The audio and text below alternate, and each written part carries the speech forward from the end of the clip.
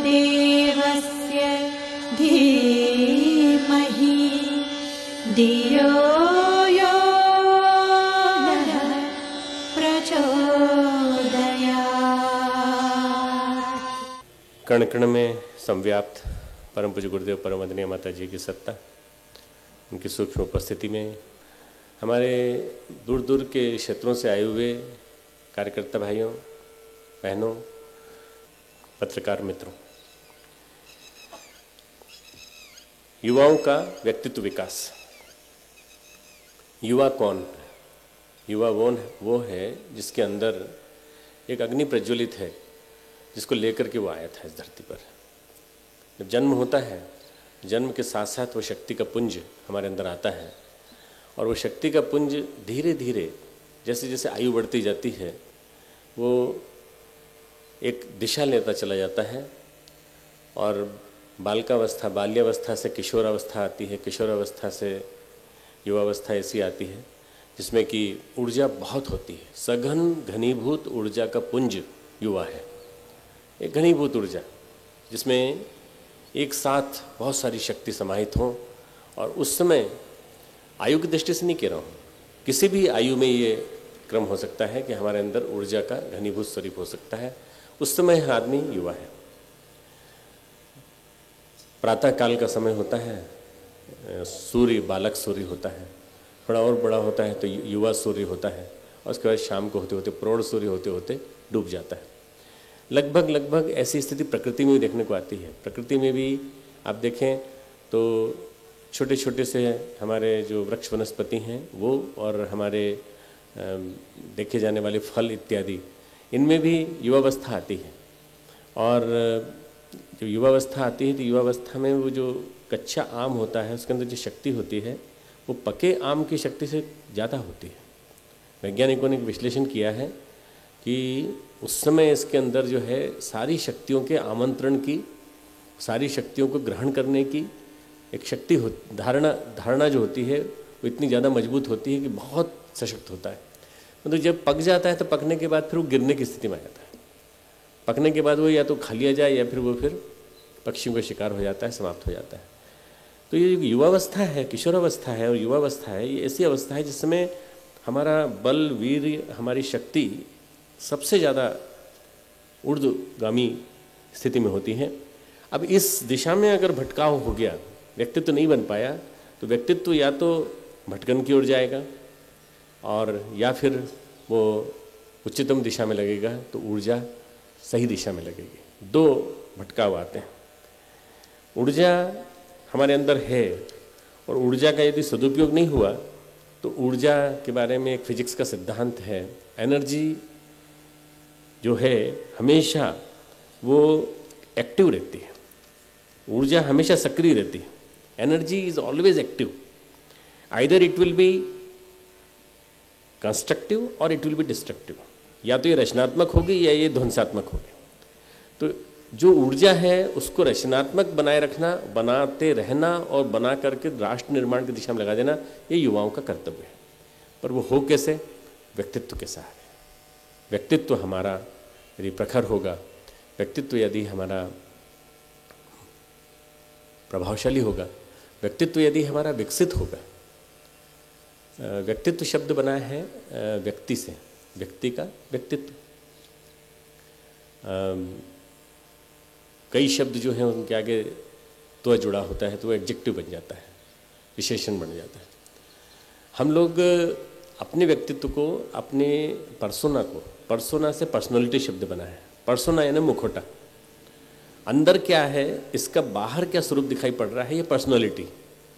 जो हमारे अंदर है वो बाहर जो दिखाई पड़ रहा है, पर्सोना, बाहर का मुखौटा आपको कैसा दिखाई पड़ता है, वो पर्सनालिटी है। और पर्सनालिटी को डिसाइड कौन करता है? भावनाएं। भावनाएं ही व्यक्तित्व ढालती हैं। जैसी भावना होगी वैसा व्यक्तित्व बनेगा। दुर्भावना होगी तो दुर्भावनापूर्ण व्यक्तित्व बनेगा। सद्भावना होगी तो सब एक प्रेमी, एक दया देने वाला, करुणा बांटने वाला, ऐसा व्यक्तित्व बनेगा। तो व्यक्तित्व बनाना, व्यक्तित्व को बिगाड़ना, ये हमारे हाथ में है। और जो उम्र है वो इतनी नाजुक है कि उस उम्र में जब भटकन हो जाती है तो आदमी जब गड़बड़ा जाता है तो व्यक्तित्व गड़बड़ी की दिशा में चला जाता है। और जो बीज होते हैं हमारे स्वस्थ पर्सनालिटी के, वो होते हैं हमारी बाल्यावस्था में, जब हमारे माँ बाप हमारी देखभाल करते हैं, और उसके बाद 12 से 18 साल की अवस्था में, जो किशोरावस्था में सबसे ज़्यादा ऊर्जा होती है, हार्मोन्स की दृष्टि से भी, केमिकल्स की दृष्टि से भी, न्यूरोट्रांसमीटर्स की दृष्टि से भी हमारे अंदर शक्ति का पुंज भरा होता है। अब उस अवस्था में या तो उस शक्ति के पुंज को गंवा दीजिए असंयम के द्वारा, और भावनात्मक दृष्टि से आप यदि रुग्ण हैं तो कुंठाओं में ग्रसित हो जाइए, और या फिर आप उन भावनाओं को दिशा दे दीजिए तो आप ऊंची से ऊंची अवस्था में चले जाइए। जितने भी आंदोलन हुए हैं आज तक, वो सारे के सारे युवाओं के द्वारा हुए। सारे आंदोलन, जितने भी सफल आंदोलन हुए, उदाहरण के लिए इंडिपेंडेंस स्ट्रगल, हमारा स्वतंत्रता आंदोलन, विकसित युवाओं वाला, विकसित व्यक्तित्व वाले युवाओं द्वारा संपन्न हुआ। हिंदुस्तान रिपब्लिक एकेडमी बनाई चंद्रशेखर आजाद ने 22 साल की उम्र में, 22 साल की उम्र में, और 26 साल की उम्र में शहीद हो गए। अब आप ये बताइए कि जिस समय शक्ति का पुंज था, घनीभूत था, उसी समय उनके मन में राष्ट्र निर्माण की बात आई, और उन्होंने अपने माध्यम से ढेरों लोगों को, भगत सिंह को, राजगुरु को, सुखबीर को, जितने भी थे, सुखदेव को, इन सबको इकट्ठा किया, और इकट्ठा करके एक जिहाद छेड़ा स्वतंत्र भारत बनाने के लिए, गुलाम भारत को स्वतंत्र बनाने के लिए। और चंद्रशेखर आजाद जैसा आदमी दृढ़ व्यक्तित्व का, दृढ़ चरित्र वाला और पक्का मनोबल वाला, और उसके बाद व्यक्तित्व की दृष्टि से एक सफल व्यक्तित्व जिसको कहा जा सकता है, और सफलता की दृष्टि से कहा जाए तो 26 साल की उम्र में शहीद हो गए। शहादत की चरम सीमा पर जाने वाले व्यक्ति राम प्रसाद बिस्मिल, भगत सिंह, आज़ाद, 3 चीज़ें साथ साथ चलती हैं। व्यक्तित्व, एक सफल व्यक्तित्व, प्रभावी व्यक्तित्व, दूसरा दृढ़ मनोबल, और तीसरा परिपक्व चरित्र, मजबूत चरित्र। अगर ये 3 चीज़ें हैं तो एक नेतृत्व के सारे गुण हमारे अंदर आ जाते हैं। आप नेतृत्व करने की आपके अंदर क्षमता विकसित हो सकती है। परंतु ये 3 चीज़ों में से एक भी चीज़ में कमी है, चरित्र में कमी है, व्यक्तित्व आपका प्रभावशाली नहीं है, और व्यक्तित्व के संबंध में लोगों को भ्रांतियाँ बहुत ज़्यादा हैं कि व्यक्तित्व बाहरी वाला व्यक्तित्व नहीं। मैं अभी समग्र व्यक्तित्व की बात कहूँगा, व्यक्तित्व की परतें खोलूँगा और वो बताने की कोशिश करूँगा कम समय में। जो सफल आंदोलन हुए हैं, मैं जो बात कह रहा था उसी को आगे बढ़ाता हूँ, वो सारे के सारे ऐसे व्यक्तियों द्वारा हुए। 20 साल की उम्र में, 20 साल भी नहीं, 18 साल की उम्र में हमारे गुरुदेव पंडित श्री राम शर्मा आचार्य जी, श्रीराम मत, स्वतंत्रता संग्राम आंदोलन में सक्रिय हो गए।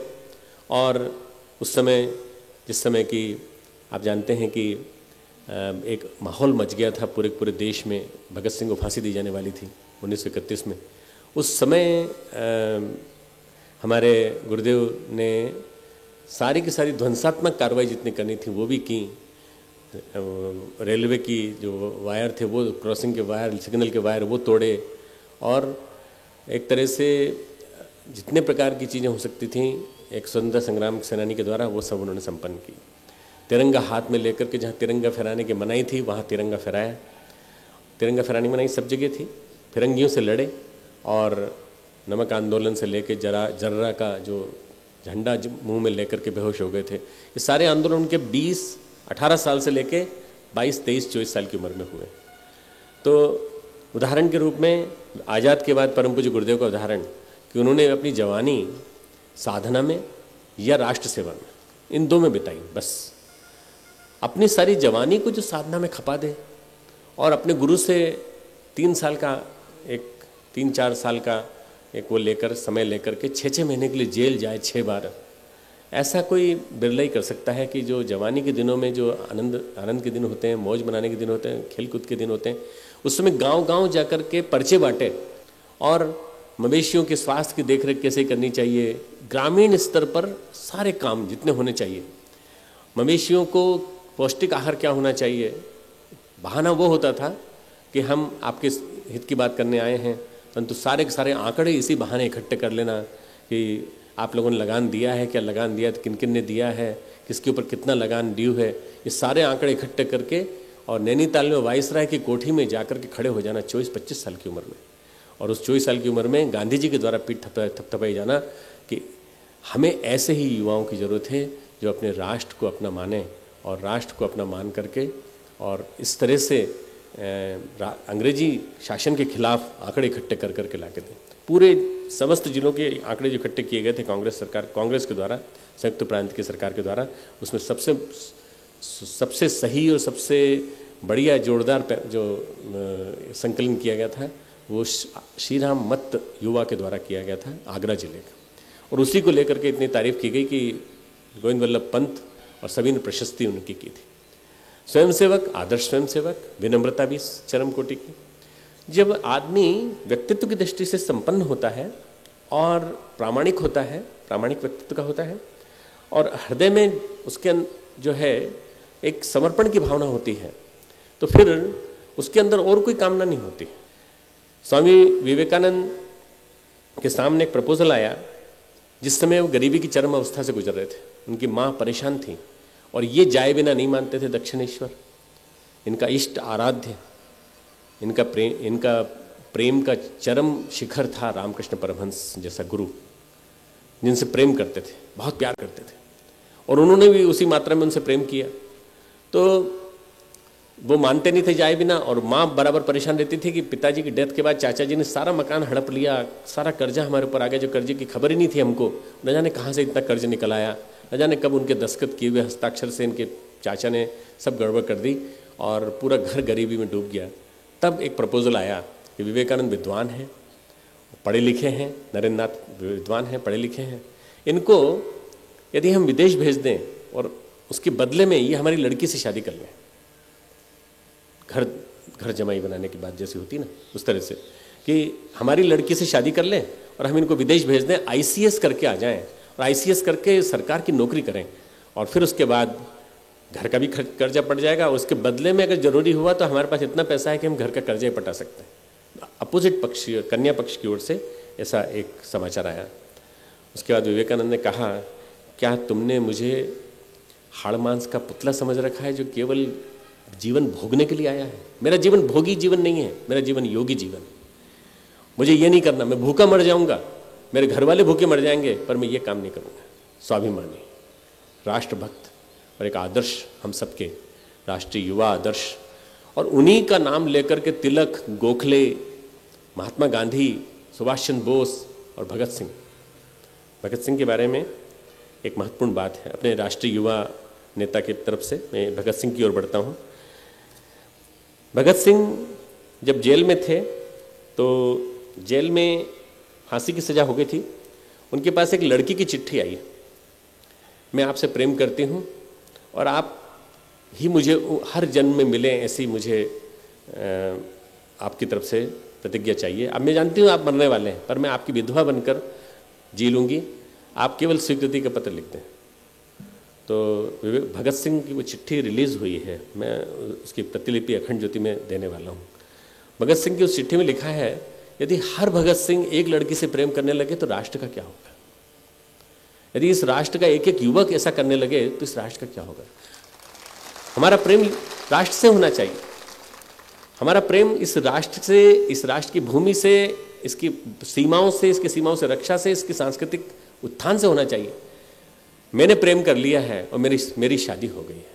मैंने प्रेम किया है अपने देश से, मेरी शादी हो गई मेरे राष्ट्र से, और मैं अपने मन में कोई ऐसा भाव नहीं रखता कि मैंने अपनी माँ को दुखी किया है।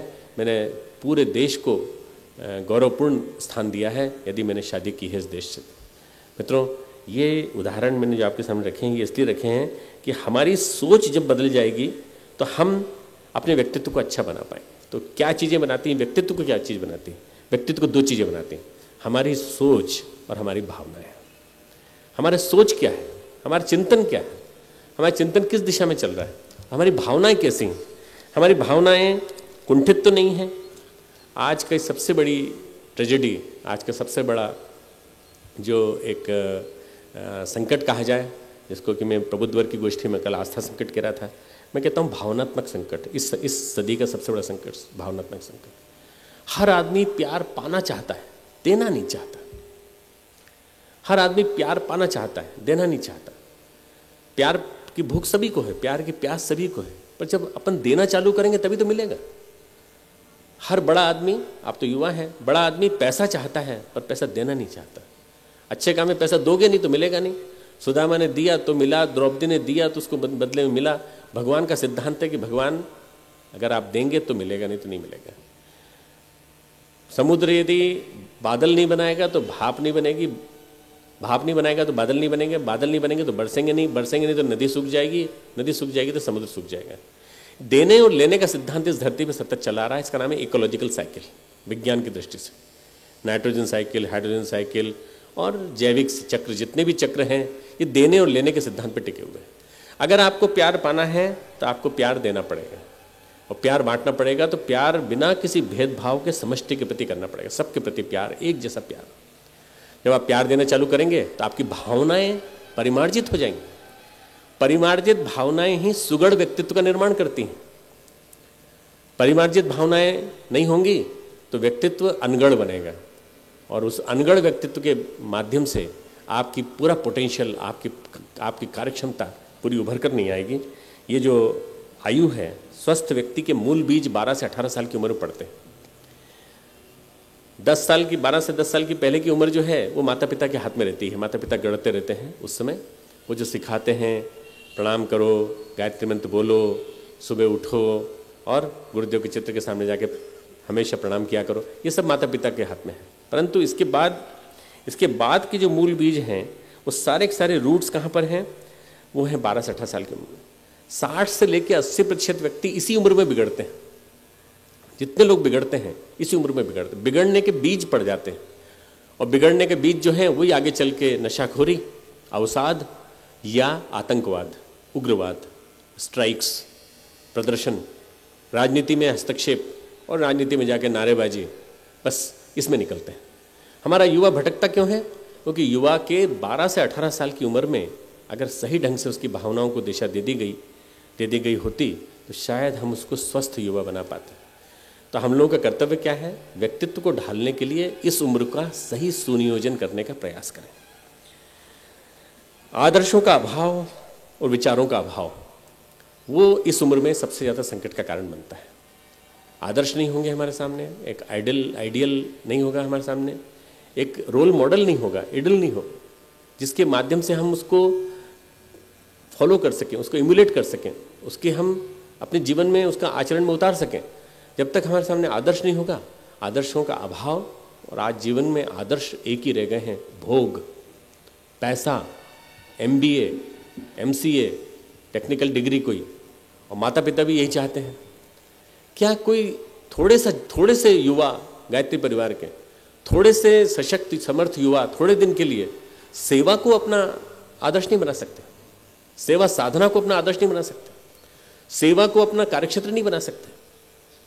ऐसा क्यों होता है कि युवा जो है वो आदर्शों के अभाव में भटक जाता है, विचारों के अभाव में भटक जाता है? लगभग ऐसा ही जैसे एक जंगल का पेड़ जो अनगढ़ ढंग से विकसित हुआ है, कहीं से पौधा आया, कहीं से बीज उड़ता हुआ आया, पॉलिनेशन की प्रक्रिया से वहाँ स्थापित हो गया और वो उग गया।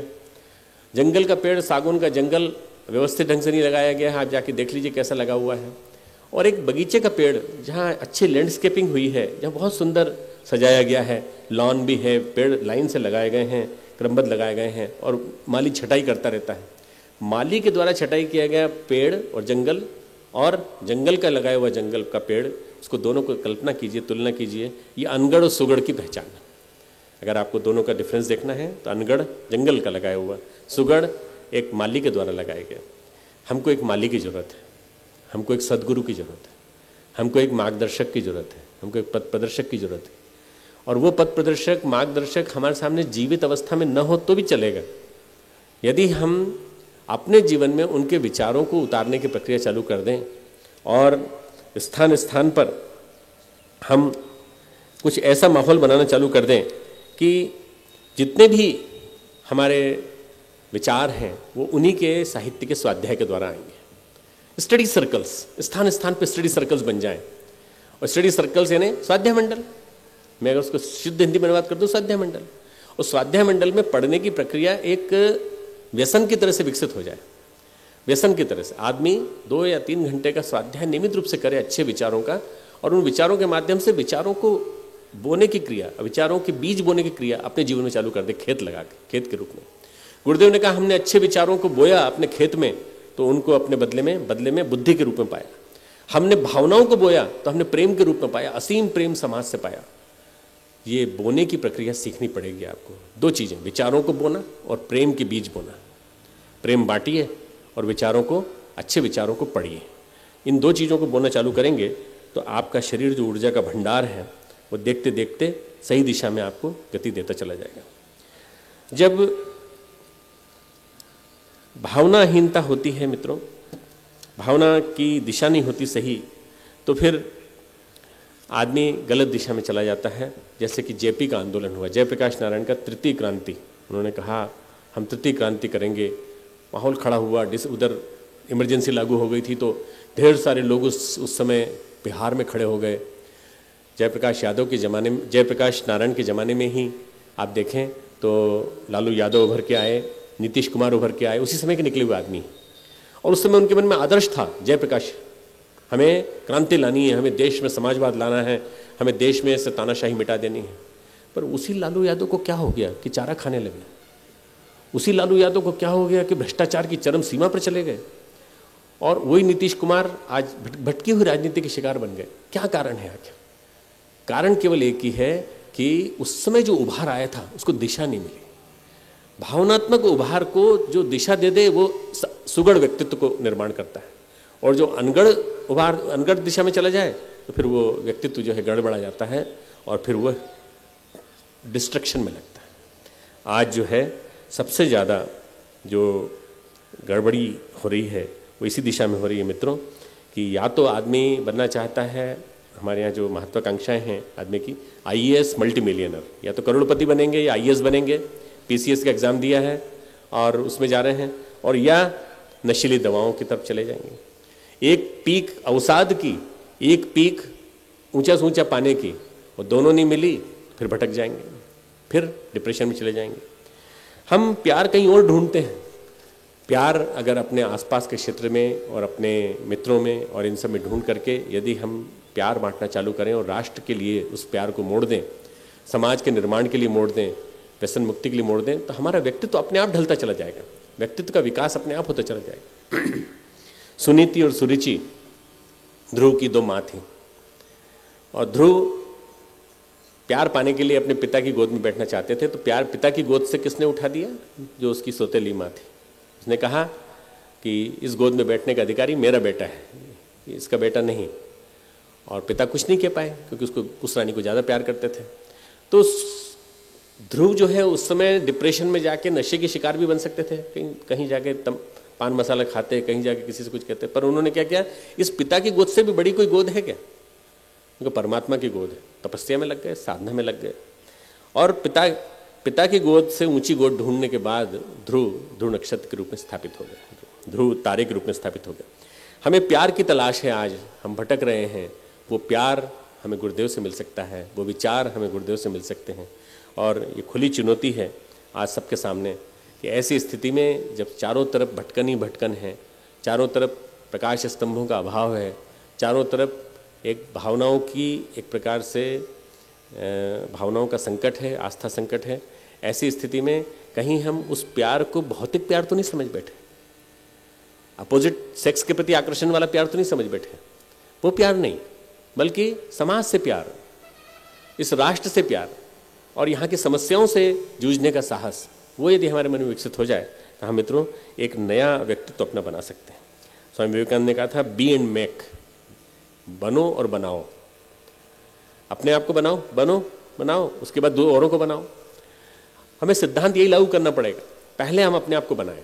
और अपने आप को बनाने के लिए सबसे पहला हमारे पास जो चीज़ है जिसको हमें बनाना चाहिए वो है हमारा व्यक्तित्व। व्यक्तित्व की कई परतें हैं। एक बाहरी परत है जो गुण कर्म स्वभाव के रूप में दिखाई पड़ती है। हमारे गुण, हमारे कर्म, हमारे स्वभाव, छोटी छोटी बात में गुस्सा आ जाना, ये दिखाई पड़ता है। कहीं कोई गंदगी दिखाई पड़ी और उठा करके हमने कोने में रख दी, ये दिखाई पड़ता है। हम कैसे कपड़े पहने हैं, ये दिखाई पड़ता है। हमने अपनी केश सज्जा से लेके अपनी हर चीज़ पे क्या ध्यान रखा है, ये दिखाई पड़ता है। हम क्या कर्म कर रहे हैं, दिखाई पड़ते हैं। गुण कर्म स्वभाव से बाहरी परत बनती है। सबसे उसके अंदर की परत है हमारी आस्थाएं, हमारी मान्यताएं, हमारी आकांक्षाएं, हमारी विचारणाएं, हमारे विचार क्या हैं, हमारी आकांक्षाएं क्या हैं, आप क्या बनना चाहते हैं, आपके मन में विचार क्या घुमड़ते रहते हैं, विचारों की श्रृंखला आपकी क्या चलती रहती है। आपके विचार कहीं शेख चिल्ली के विचार की तरह से नहीं चलते कि अनाप शनाप विचार आते, मैं ऐसा कर लूँगा, मैं ऐसा कर लूँगा, मैं ऐसा कर लूँगा। कहीं व्यवस्थित विचारों की श्रृंखला है कि नहीं आपकी? व्यवस्थित विचारों की श्रृंखला विकसित करने का एक क्रम। सबसे भीतर की परत है हमारी श्रद्धा, हमारा कारण शरीर। हमारी जितनी भी श्रद्धा मयो एवं पुरुष जो ये छद्र सयो सह, ये व्यक्ति श्रद्धा का पुंज है। जो जैसा सोचता है, करता है, जो जैसे व्यक्ति अपने अंदर भावनाओं को विकसित करता है, वह वैसा ही बन जाता है। तो व्यक्तित्व को यदि ऊपर उठाना है तो हमें सभी तीनों तत्वों को परिमार्जित करना पड़ेगा, स्थूल, सूक्ष्म और कारण। हमारी गुण कर्म स्वभाव को, सबसे बाहरी परत को, विचारणाओं भावनाओं को, बीच की परत को, और आस्था, हमारी जो भावनाएं हैं, हमारी श्रद्धा है, उसको अंदर वाली जो है उसको हमें परिमार्जित करके अपने आप को ऊर्ध्वगामी बनाना पड़ेगा। जीवन साधना के सत्र परम पूज्य गुरुदेव लेते थे, तो जीवन साधना के सत्र में गुरुदेव का सारा का सारा परिधि यही रहती थी, अपने गुण कर्म स्वभाव का, व्यक्तित्व का परिष्कार, रिफाइनमेंट ऑफ पर्सनैलिटी। यदि हम अपने व्यक्तित्व को विकसित कर सके तो उसके बदले में मिलेगा हमें ही, और उसको बदलेगा हमें क्या मिलेगा? हमें सम्मान मिलेगा, हमें लोगों का श्रद्धा मिलेगी, हमें लोगों की तरफ से प्यार मिलेगा, और उसके बाद हमें जो हम चाहते हैं, पैसा चाहते हैं तो पैसा मिलेगा, हम चाहते हैं नौकरी मिलेगी, हम चाहते हैं शादी करना अच्छे घर में, वो भी मिलेगी, और हम चाहते हैं जहाँ जाना उस क्षेत्र में हम जाके सफलतापूर्वक अपने झंडे गाड़ सकते हैं। तो मित्रों, ये जो तीन परत हैं, इन तीन परतों के विकास में हमें एक बात सोचनी है कि हम हैं क्या, हम कौन हैं। आत्मानम विद्धि, अपने आप को जानिए। आत्मा वरे ज्ञातव्य, अपने आप को पहचानने की कोशिश करिए। आत्मा वरे श्रोतव्य, अपने आप को सुनने की कोशिश करिए। आत्मा वरे मंतव्य, अपने आप से मनन करने की कोशिश करिए कि आप आए थे इस धरती पर तो आपने क्या किया। क्या एक साधारण व्यक्ति की तरह जीवन गुजार दिया अभी तक? कोई असाधारण मनोकामना आपके अंदर नहीं आती? असाधारण आध्यात्मिक स्तर की मनोकामना आपके अंदर नहीं आती?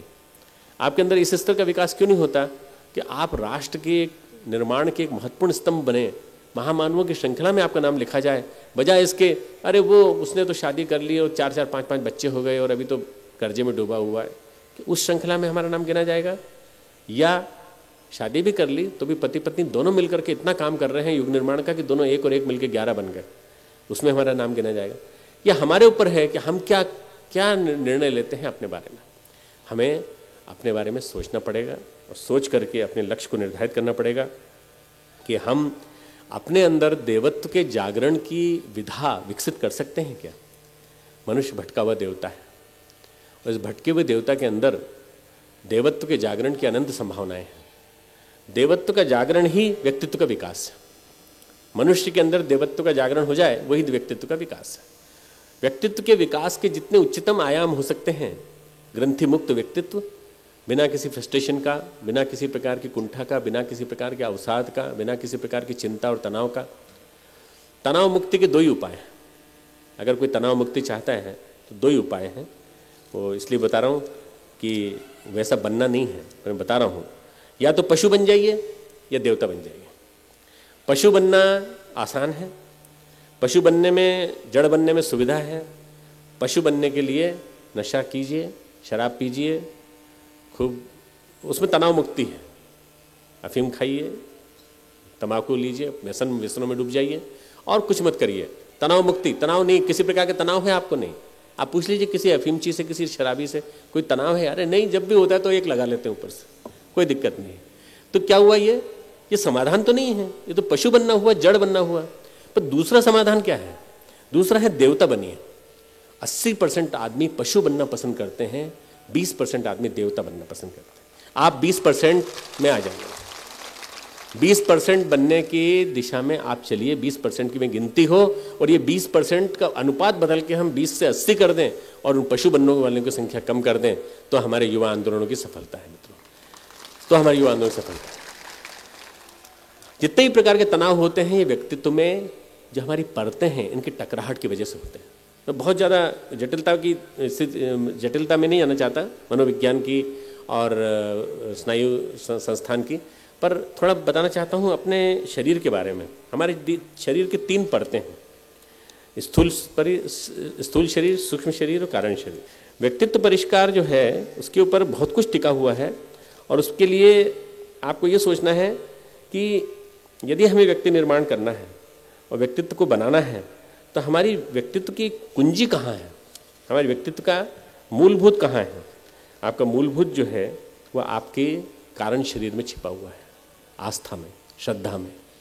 आपकी श्रद्धा कहाँ पर टिकी हुई है? आपकी श्रद्धा है युवा आंदोलन के निर्धारणों के प्रति, इसलिए आप यहाँ बैठे हुए हैं। आपकी श्रद्धा व्यक्ति निर्माण के आंदोलन में है, मनुष्य में देवत्व के उदय आंदोलन में है, इसलिए आप यहाँ टिके हुए हैं। तो सबसे पहले तो हमको अपने अंतःकरण की, अपने कारण शरीर की एनाटॉमी समझनी पड़ेगी। कारण शरीर होता कहाँ है? कारण शरीर हमारा हृदय संस्थान, हमारा मस्तिष्क संस्थान, इन दोनों को मिला करके एक हमारा केंद्र बनता है जिसका नाम है कारण शरीर। ये कारण शरीर वैसा नहीं होता है कि जिसको एनाटॉमी से एक्सप्लेन कर सकें। ये कारण शरीर वो है जिसमें कि हमारा सहस्त्रार चक्र भी है, हमारे मस्तिष्क के वो विभिन्न केंद्र भी हैं, प्रतिभा के केंद्र, विलक्षण केंद्र, और हमारे हृदय का भाव संवेदना वाला केंद्र भी है, कार्डियक प्लेक्सस भी है, अनाहत चक्र भी है, और हमारे आज्ञा चक्र भी है। इन सबका समन्वय, सहस्त्रार चक्र, इन सबका समन्वय मिलजुल करके कहलाता है हमारा कारण शरीर। कारण शरीर हमारा मूल है, केंद्र है। कारण शरीर के बाद वहाँ से जो हम जो चिंतन करते हैं वो चैतन्य शरीर में आता है, सूक्ष्म शरीर में आता है, और सूक्ष्म शरीर जो है हमारा वो चिंतन से बना हुआ है, माइंड ब्रेन स्टफ जिसको कहा जाता है। हमारा प्राण में, हर जीव कोश में प्राण बैठा हुआ है उसके अंदर। और तीसरा है स्थूल शरीर जो अन्न से बनता है और जो बाहर से ओज के रूप में दिखाई पड़ता है। दुर्भाग्य की बात है मित्रों कि आज व्यक्तित्व का स्वरूप मान लिया गया है केवल स्थूल शरीर। स्थूल शरीर, किसने कितना मॉइस्चराइजिंग लोशन लगाया, किसने कितने ज़्यादा, आपने देखा नहीं कि वो गोरा होने के उपाय, तो गोरा होने के उपाय कई तरह की क्रीम आ गई हैं। उन्होंने कहा कि काले हैं अगर आप, सांवले हैं या सांवली हैं और काली हैं, तो आप क्रीम लगाने से गोरे हो जाएंगे। ये एक सबसे बड़ा भ्रम है। कोई भी क्रीम, कोई भी चीज़ यहाँ दुनिया में अवेलेबल नहीं। आपकी जड़ें जब तक ठीक नहीं होंगी, अगर आपके अंतर जगत में आपकी जो शरीर की जो मूल जड़ें हैं जहाँ से आपका संयम नहीं होगा और आपके वहाँ से ठीक नहीं होगा, तब तक आपके चेहरे पे वो आभा दिखाई नहीं पड़ेगी। तो चेहरे का ओज जो है वो क्रीम से नहीं आएगा कभी भी, वो प्राणायाम से आएगा, वो ध्यान से आएगा। ध्यान और प्राणायाम से वो ओज दिखाई पड़ने लगेगा। फिर तो सांवला शरीर, चेहरा भी हो। बताइए, कृष्ण के साथ राधा थी, राधा गोरी थी, पर कृष्ण क्या थे? श्याम थे ना। भगवान राम का कलर कैसा माना जाता है? लगभग नीला और श्याम के बीच का। भगवान ने जब काला रंग चुना, राम और कृष्ण दोनों ने, तो उन्होंने तो कभी कल्पना नहीं की कि गोरा होना चाहिए। उस जमाने में फेयर एंड लवली भी नहीं मिलती होगी, पर फेयर एंड लवली लगाने से अगर गोरे हो जाते तो हमारे बाबा रामदेव कहते जगह जगह कि भैंस को लगा दो फेयर एंड लवली, गोरी हो जाएगी, सफेद हो जाएगी। ये बाहर का मुखौटा है, बाहर का स्वरूप है। आप कल्पना कीजिए, इससे कोई गोरा होने से कोई व्यक्तित्व बनता है क्या? गोरा होने से हाँ ये है कि आप दिखेंगे अच्छे, परंतु गोरे लोग तो काला बनना चाह रहे हैं। मैं अमेरिका होके आया, मैं ऑस्ट्रेलिया होके आया, उस सारे गोरे लोग क्रीम लगा के धूप में पड़े हुए हैं अजगर की तरह से और वो मगरमच्छ की तरह से कि हे भगवान किसी तरह से काला बना दो, हे भगवान किसी तरह से काला बना दो। कुछ काले निशान, टैनिंग, सन टैनिंग हो रही है वहाँ पे, क्रीम लगा के। सन टैनिंग लोशन आता है, उसको लगा के वो गोरे से काला बनना चाहते हैं। और हमारे देश में हमको एक ग्रंथि फैल गई है कि हम काले से गोरा बनना चाहते हैं। अरबों रुपए की संपदा उस क्षेत्र में लगी हुई है। पर्सनैलिटी को पर्याय मान लिया गया है बाहर के चेहरे का। ये मुखौटा है पर्सोना, पर्सनैलिटी यानी पर्सोना यानी मुखौटा। लिटी अगर जोड़ दिया, ITY जोड़ दिया, इसका मतलब मुखौटे की क्वालिटी। मुखौटा उतार दो, कभी भी उतार के रख दो, रात को सो जाओ। करते हैं, मास्क लगाते हैं ना, मालूम नहीं आप में से कितनों को मालूम है। जो गांव के लोग होंगे उनको नहीं मालूम होगा, शहर के लोगों को मालूम हो, शायद न मालूम हो तो बता देता हूँ। गंदी बातें हैं, बता रहा हूँ। मास्क लगाते हैं चेहरे पर और आधे इंच का मास्क होता है। और वो आधे इंच का मास्क जब होता है तो उससे ऐसा लगता है कि संसार की सबसे बड़ी रूपसी और संसार के सबसे बड़े रूपवान लोग आए हैं। इनको जब शाम को ये मास्क निकाल देते हैं, इसको धोने में करीब आधा घंटा लगता है। उस आधे घंटे में आप विवेकानंद की एक छोटी सी किताब पढ़ सकते हैं, परम पूज्य गुरुदेव की अखंड ज्योति की 4 पेज पढ़ सकते हैं। उस आधे घंटे में उतारा जाता है उस मास्क को, और उतारने के बाद उस चेहरे को देखोगे तो लगेगा कि ये चेहरा वो नहीं है जो हमने देखा था, तो कोई मरा मोरा सा आदमी है। ये कौन सा है? नकली चेहरा सामने आए, असली सूरत छुपी रहे। असली सूरत अंदर हो गई है, बाहरी सूरत बाहर हो गई, और बाहरी सूरत नकली है। तो ये पर्सनालिटी का स्वरूप नहीं है। पर्सनालिटी के लिए स्थूल शरीर को जिस चीज की जरूरत है वो है स्वस्थ जीवन, आरोग्य, संयमी जीवन, और हर दृष्टि से आहार में सात्विकता। और जिन चीज़ों को आप खा रहे हैं, जैसे आप रोटी भी खा रहे हैं तो आपकी मेहनत की कमाई की हो और सात्विक हो, बिल्कुल भले रूखी रोटी हो, परंतु उस रूखी रोटी में आपका श्रम भी जुड़ा हुआ हो, आपकी कमाई भी, मेहनत भी जुड़ी हुई हो, और उसके साथ साथ सात्विक भोजन हो, आहार सरल हो, सादगी से भरा हो। सामान्य जीवन क्रम जो शरीर पोषण, संरक्षण, सदुपयोग करने की आपको एक आदत हो, नित्य नहाने की आपको कला आती हो कि साहब नहाना जरूरी है। किसी को बिना नहाए कैसे लगता है मुझे मालूम नहीं कि बिना नहाए आदमी कैसे रह सकता है। तो एक स्नान नियमित रूप से, मालिश नियमित रूप से, और पानी ज़्यादा पीना और आहार पे ध्यान, ये स्थूल शरीर का एक उपचार है। कि अगर आपने ओजस को बढ़ाना है तो सबसे पहले अपने स्थूल शरीर की ध्यान रखना चालू करिए। बाहर से आप ठीक ठाक दिखें, कपड़े आप ठीक ठाक पहने, मैं नहीं कहता महंगे कपड़े पहने, ठीक ठाक कपड़े पहने। अगर फटा हुआ है तो उसे अच्छी तरह से रफू भी किया हुआ हो। फटा हुए कपड़े को न पहने, गंदे कपड़े न पहने, साफ हाथ से धुले हुए, प्रेस न किए हुए कोई बात नहीं, पर कम से कम हाथ से प्रेस किए हुए हो। हम जब हॉस्टल में पढ़ते थे तो उस ज़माने में प्रेस भी रखने का विधान नहीं था। हॉस्टल में, इंदौर मेडिकल कॉलेज में जब पढ़ते थे तो हम अपने कपड़े जो थे वो घड़ी करके तकिए के नीचे रख देते थे और आराम से सो जाते थे, और सुबह उठते थे उसी को पहन के चले जाते थे। उस ज़माने में इस तरह कपड़े भी नहीं थे इतना आज मिलते रिंकललेस कपड़े। मित्रों, ये जो चीज़ें हैं, ये सारी चीज़ें आत्म संयम पर टिका हुआ है। खाद्य पदार्थों का चुनाव आपको करना चाहिए, खाने का तरीका आपको मालूम होना चाहिए कैसे खाया जाता है। एक तो खाने का तरीका ये है कि 5 मिनट में सारी थाली साफ कर दीजिए। एक तरीका ये होता है कि खाने को लिक्विड बना के खाइए। गुरुदेव कहते थे खाने को ऐसा खाओ जैसे तुम पी रहे हो, और दूध को ऐसा पियो जैसे तुम खा रहे हो। दूध को धीरे धीरे पियो, चबा चबा के पियो। तो मैंने पूछा गुरुदेव से, गुरुदेव कैसे दूध को चबाएं? मतलब धीरे धीरे घूंट ले लेके पियो, उसका स्वाद ले लेके पियो। और खाएं कैसे? इतना चबाओ, इतना चबाओ, इतना चबाओ कि वो लिक्विड हो जाए। दूध को खाद्य मानो और लिक्विड को खाद्य मानो, पानी को भी धीरे धीरे पियो। नियमितता, सुबह से शाम तक के जीवन में नियमितता हो। सुबह उठने का समय निर्धारित हो, रात की नींद सोने का समय निर्धारित हो, और जो हम खाते हैं उसमें हमारा चयन हो, उसमें हमारा चयन हो। जंक फूड खाना जरूरी नहीं। मनुष्य ही एक ऐसा जानवर है जो जब चाहे तब खा सकता है। बाकी सारे जानवर बड़े स्वस्थ रहते हैं। जानवर जब बाहर रहता है तो बड़ा स्वस्थ रहता है, जब उसको चिड़ियाघर में बंद कर देते हैं तो बीमार हो जाता है। इसलिए स्वस्थ रहने का क्या तरीका है? आप एक प्रकार से चिड़ियाघर में बंद जानवर की तरह से हैं। इसलिए बहुत ज़्यादा जरूरी है कि आप अपने आहार का खुद ध्यान रखें। जंक फूड न खाएं, और जब इच्छा हो तब न खाएं। जब भूख लगे तब खाएं, जब कड़ी भूख लगे तब खाने की आदत डालें। यही क्रम अपने यहाँ भोजन का होता है। दूसरा, स्थूल शरीर की रक्षा अगर हो गई तो स्थूल शरीर का अन्नमय कोश सद गया। अन्न से अन्नमय कोश सदता है, और अन्न यदि ठीक हुआ, अन्न सात्विक हुआ, शरीर ठीक रहेगा। उसके बाद दूसरा है सूक्ष्म शरीर।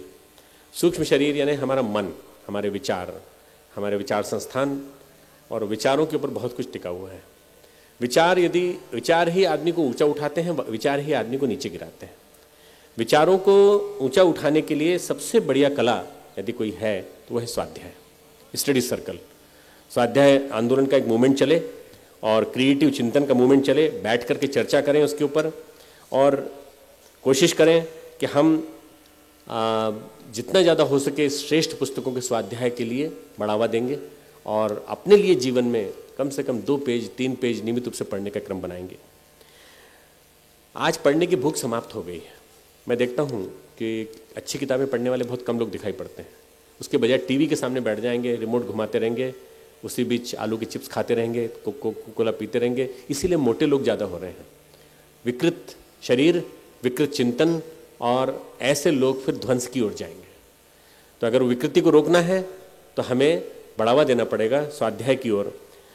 आज जो सबसे ज़्यादा तकलीफ है वो ये है कि आदमी स्टडी सर्कल बनाने के मामले में थोड़ा ढीला है। स्वाध्याय मंडल बना ली, बस स्वाध्याय मंडल का मतलब क्या है? स्वाध्याय करने के लिए बैठी है वहाँ पे, खुद भी अपने नियमित स्वाध्याय करिए, औरों को भी स्वाध्याय कराइए, और स्वाध्याय के माध्यम से स्व का अध्ययन, अपने आप का अध्ययन, आत्म पर्यवेक्षण, हम कौन हैं, क्या हैं, अच्छे विचारों में नहाने का एक स्वरूप बनाए। दूसरा सूक्ष्म शरीर को मजबूत करने का तरीका है प्राणायाम। प्राणायाम से श्रेष्ठ कोई विधा नहीं है। प्राणों के आयाम में जाकर किया गया व्यायाम प्राणायाम है। तो प्राणायाम के माध्यम से कोशिश करें कि हम कितना अपनी प्राण शक्ति को धारण कर सकते हैं, कितनी हमारे अंदर ऊर्जा है। और सबसे बढ़िया प्राणायाम है लोम विलोम सूर्यभेदन प्राणायाम। दाई नाक को बंद करें, दाई तरफ से बाएं से खींचें, रोकें, और उसके बाद दाएं से छोड़ दें, थोड़ी देर रुके रहें, फिर दाएं से खींचें, रोकें और लेफ्ट से छोड़ दें। कुल 30 सेकंड में, 45 सेकंड में ये प्राणायाम हो जाता है। लोम विलोम सूर्यभेदन प्राणायाम, सूर्य पे ध्यान करते हुए। जब ध्यान करें तो ये क्या, प्रकाश का ध्यान करें कि हमारे अंदर हम प्रकाश खींच रहे हैं।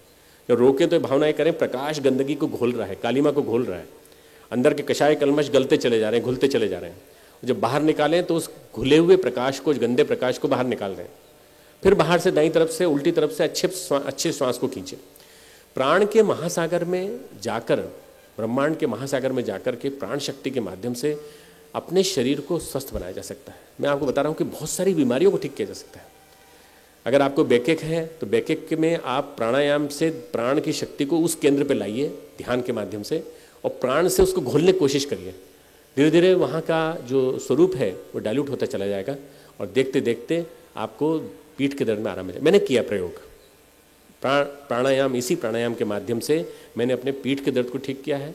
10 मिनट लगेंगे, 15 मिनट लगेंगे, रोज प्राणायाम करें। प्राणायाम से आपके चेहरे का आभा मंडल निखर के आ जाएगा। प्राणायाम से आपके चेहरे की खूबसूरती निखर आएगी। एक काला कुरूप सा दिखने वाला, बहुत ज़्यादा सुंदर नहीं, पर बापू जिसका नाम था महात्मा गांधी, वो इतनी आकर्षक निगाहों वाला हो सकता है कि वायसराय कहते हैं कि उसकी आंखें से आंखें मत मिलाना, अगर मिला ली तो तुमको जादू कर देगा वो। महात्मा गांधी देखने में अच्छे नहीं थे, चाणक्य देखने में कुरूप थे, परंतु सुंदर कहा जाए तो विचारों की दृष्टि इतनी सुंदर कि उनको देखने के बाद आदमी उनके आकर्षण से बन जाता था। आकर्षण सुंदरता से बंधा हुआ नहीं है, आकर्षण बिल्कुल अलग चीज़ है विचारों का। और जब मंडल होता है अंदर से, जब खिंच के आता है, प्रभा मंडल के रूप में चेहरे पर दिखाई पड़ता है। तो अपने ऑरा को बनाना स्थूल शरीर के बाद सूक्ष्म शरीर के हाथ में है। और सूक्ष्म शरीर यदि हमारा मजबूत बनेगा तो प्राणायाम से और स्वाध्याय से, इन दोनों का अभ्यास नियमित रूप से करने का क्रम बना लें। और यदि ये क्रम हमारा बढ़िया चल गया तो मित्रों हमारा तेजस बढ़ेगा। स्थूल शरीर का ओजस, सूक्ष्म शरीर का तेजस। तेजस यानी आभामंडल, और वो आभामंडल जो हमारे चारों तरफ विद्यमान रहता है, ईथरिक डबल, प्राणमय कोश के रूप में चारों तरफ रहता है। तीसरा जो हमारा, इसके साथ साथ अगर मंत्र जप का क्रम भी हम नियमित रूप से बनाएं तो मंत्र जप 15 मिनट रोज भावपूर्वक, और भावपूर्वक जप करने से आपका शरीर को शक्ति लगती है। गायत्री मंत्र के जप से हमारे शरीर की ग्रंथियां जागृत होती हैं। शाम को इसके बारे में विस्तार में बात करेंगे। कारण शरीर जो अंदर का शरीर है, उसको 2 चीज़ों के माध्यम से, 3 चीज़ों के माध्यम से आप मजबूत बना सकते हैं। अपनी श्रद्धा को बलवती बनाने के लिए, ऊर्ध्वगामी बनाने के लिए, दृढ़ बनाने के लिए जो 3 चीज़ें हैं वो है एक ध्यान का नियमित अभ्यास। जैसे आज सुबह बताया 10 मिनट 15 मिनट ध्यान का क्रम बना लें और नियमित रूप से करते रहें।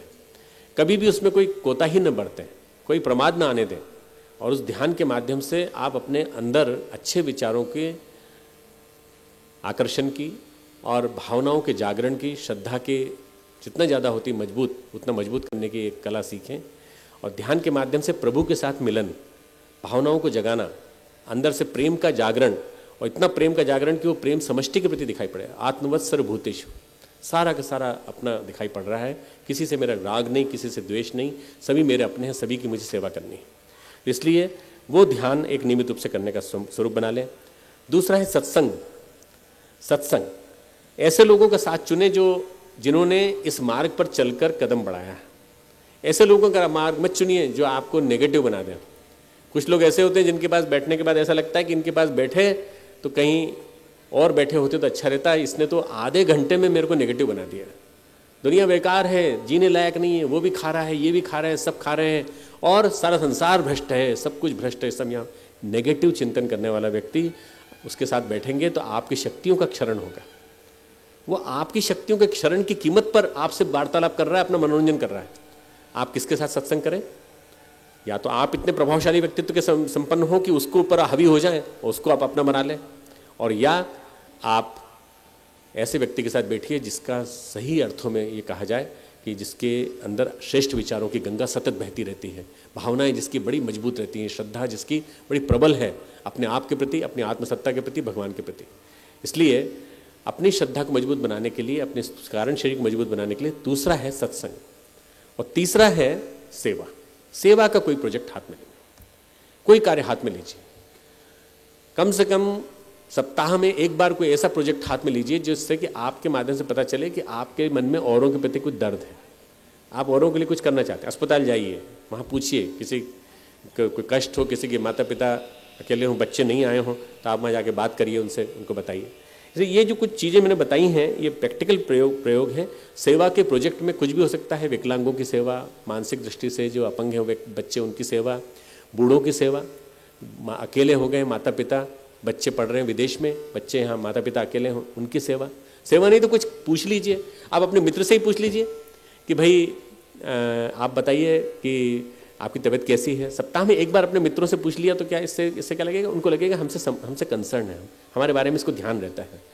सेवा का कंसेप्ट यदि जीवन में आ जाए तो फिर सेवा का विराट रूप वो वाला हो जाएगा जिसमें कि युग निर्माण योजना के सत्संकल्प आ जाएंगे, हमारी 7 सूत्री युग निर्माण योजना आ जाएगी, कल जो बताया डॉक्टर नीमा ने आपदा प्रबंधन सेवा आ जाएगी, और फिर युग निर्माण योजना की सेवा के सारे प्रकल्प आ जाएंगे। शुरुआत एक प्रोजेक्ट से चालू करिए।